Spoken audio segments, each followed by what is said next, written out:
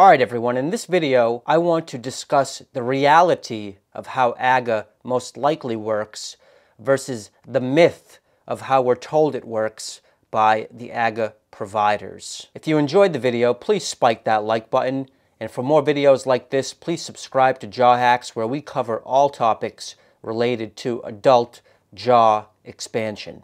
Folks, this will probably end up being my most controversial video to date, and that is because what I'm going to be suggesting in this video about how AGGA works runs right in the face of what the AGGA providing dentists are telling us across the internet in various Facebook groups and beyond. What I'm going to suggest in this video is that the myth of how AGGA works is that AGGA is pressing on a special spot in the roof of the mouth, and in doing so is triggering a bona fide bone depositing process throughout the maxilla and throughout the entire skull. But that the reality of how AGGA actually works is that it's simply pushing on the alveolar ridge and on the upper front teeth and simply displacing those structures forward through basic mechanical force. In other words, the myth of how AGGA works is that it's some beautiful, magical bioprocess that's being triggered and stimulated by the AGGA appliance, but that the reality of how AGGA works is that it's just a brute, tooth-borne expander that's pushing on teeth and causing them to move forward, and that this oftentimes causes a lot of damage, just like any aggressive tooth-borne appliance would. First, let's dive into the myth of how AGGA works. This is what we're being told across the internet by the AGGA providers. Unfortunately, the evidence does not bear this out. Remember, what I'm about to say is the myth and not the reality of how AGGA works. The AGGA myth goes something like this. The acrylic pad of the AGGA, which is spring-loaded to press onto this spot right here, is pressing on the nasopalatine nerve. And in pressing that nasopalatine nerve, a three-dimensional bone depositing process is triggered throughout not only the maxilla to create those AGGA gaps that we all know, but it's stimulating bone growth throughout the entire face, throughout the cheeks, throughout the skull in its entirety, throughout the nasal airway, and even throughout the mandible. In particular, what we're being told about the appearance of the AGGA gaps, those large gaps that appear right about here and imply significant forward growth of the maxilla, what we're being told is that the bone isn't actually being deposited here, but that it's being deposited back here at what's called the maxillary tuberosity. The idea is that new bone is being deposited here and that the teeth are being displaced forward, that the maxilla is actually being grown here at the maxillary tuberosity. This would imply a bona fide growth process, and this is perhaps why the AGGA is often called the growth appliance. Unfortunately, there's one major problem with this myth, and that is that the evidence does not bear it out.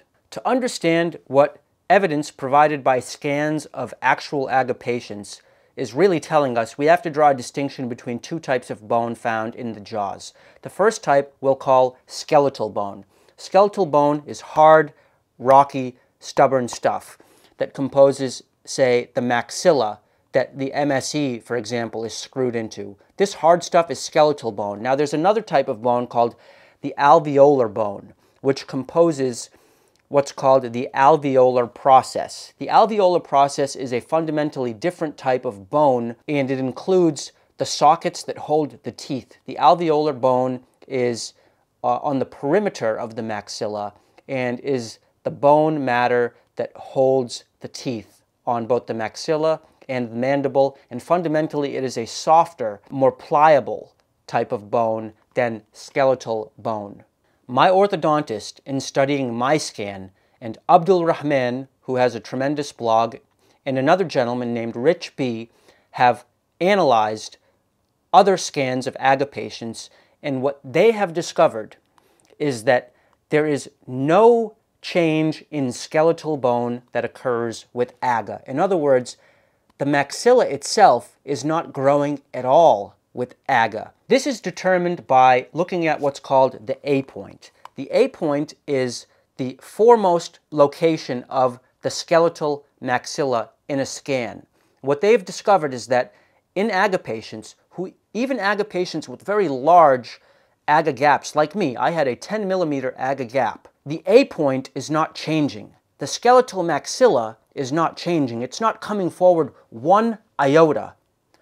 What is changing is the alveolar bone, or even simply the location of the teeth in the alveolar bone. What the scans show is that the alveolar bone is being displaced forward in some cases.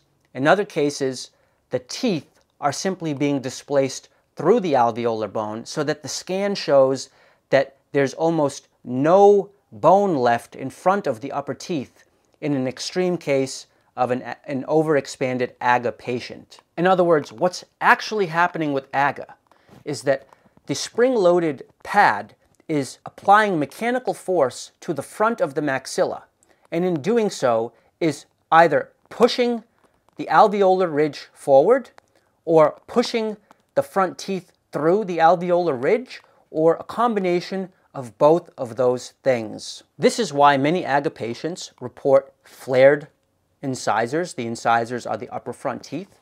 The teeth are simply being flared out like this because they're being pressed upon by the AGGA pad. This is why many AGGA patients are reporting painful or loose front teeth, because those teeth are being disrupted by the AGGA acrylic pad. In other words, people, what AGGA is primarily doing is simply pushing on teeth and alveolar bone and displacing those things forward.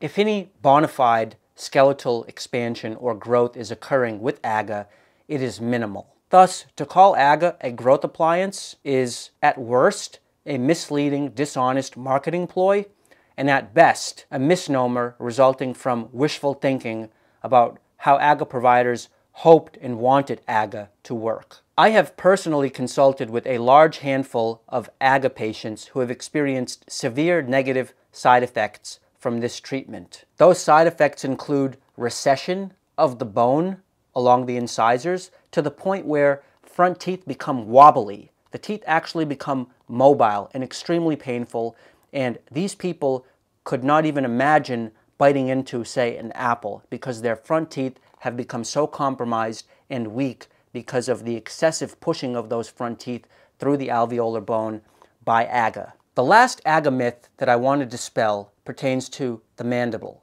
That myth goes something like this, that as the maxilla grows and comes forward and those large AGGA gaps appear, that the mandible actually grows in parallel to the maxilla. However, the evidence suggests that in AGGA patients, the mandible is not growing at all. Again, there's really no 3D bone depositing process to speak of that occurs with AGGA. What's actually happening in those AGGA patients to make it appear that the lower jaw has grown and become longer and become more defined is that the lower jaw is being repostured. So basically, as the front teeth are pushed forward by the AGGA, that allows the lower jaw to reposture in a forward position.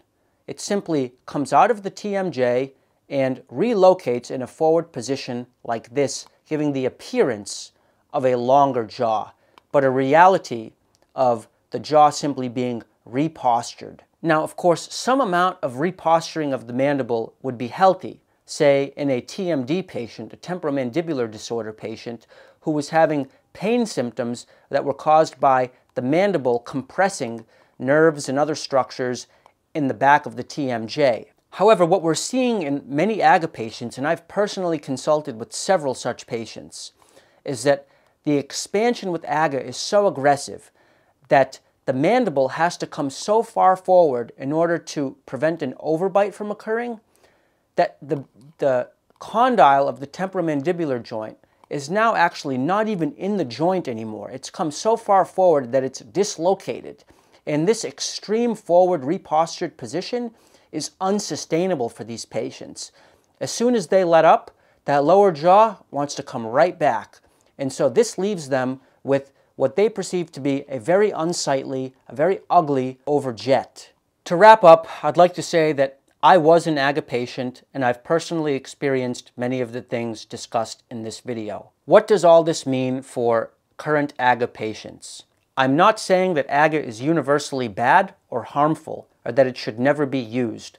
A small amount of forward expansion of the upper front teeth and alveolar ridge is okay. It can have the benefit of alleviating TMD symptoms, increasing your oral volume and therefore slightly increasing your airway and giving you a bit more tongue space. And it can improve you aesthetically by improving your nasolabial angle. What I am saying is that if you are an AGGA patient, you need to be your own advocate and prevent your provider from overexpanding you to the point that damage is done. It might seem ridiculous that you as the patient have to be in charge of your own treatment and prevent the provider from doing you harm, but the dark reality is that there is a lot of delusion in the AGGA providing world. I don't mean to be insulting, but this is the reality. The reality is that the AGGA providing world of LVI and FBI and all the dentists who take those courses, they seem to have drunk a lot of Kool-Aid. They seem to be like ostriches with their heads buried in the sand. They don't want to look at the evidence. They don't want to confront the many, many AGGA patients who have experienced severe damage at the hands of that treatment. They are in denial of the fact that AGGA is a mechanical expander that simply pushes on teeth and alveolar bone. They are stuck in this religion of thinking that AGGA is this bona fide magical growth appliance that triggers 3D growth throughout the skull. Until they wake up to the reality, you have to watch your own back and prevent overexpansion from happening and causing you the damage that it's caused me and many others who have gone through it like myself. That's it for now, folks. Peace out.